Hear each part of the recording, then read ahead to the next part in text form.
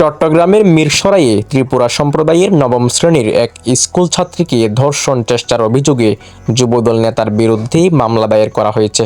অভিযুক্ত যুবদল নেতা মোহাম্মদ আবুল কাশেমকে দল থেকে বহিষ্কার করা হয়েছে। রোববার 11 মে বিকালে উপজেলার করেরহাট ইউনিয়নের কয়লা এলাকায় এ ঘটনা ঘটে। সোমবার ভিকটিমের মা জোরারগঞ্জ থানায় অভিযোগ দায়ের করলে তা মামলা হিসেবে গ্রহণ করা হয়। অভিযুক্ত আবুল কাশেম করেরহাট ইউনিয়নের কয়লা মধ্যমটিলা এলাকার মৃত আব্দুল কাদেরের ছেলে। তিনি স্থানীয় যুবদলের আহ্বায়ক কমিটির সদস্য ছিলেন। পরিবারের অভিযোগ, প্রাইভেট পড়ে ঘরে ফিরে রান্না করছিল কিশোরী। এ সময় স্থানীয় আবুল কাশেম পানি চাওয়ার অজুহাতে ঘরে ঢুকে কুপ্রস্তাব দেন এবং জোরপূর্বক ধর্ষণের চেষ্টা করেন।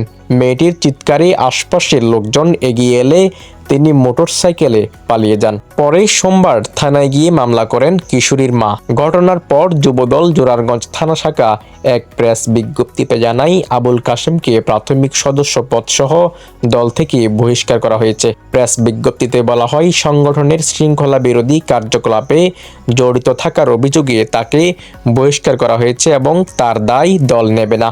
এ বিষয়ে জোরারগঞ্জ থানার ওসি সাব্বির মোহাম্মদ সেলিম বলেন, ঘটনার পরপরই আমরা ঘটনাস্থলে পুলিশ পাঠাই। প্রাথমিক তদন্তে অভিযোগের সত্যতা পাওয়া গেছে। মামলাটি রেকর্ড করা হয়েছে এবং অভিযুক্তকে গ্রেফতারের চেষ্টা চলছে।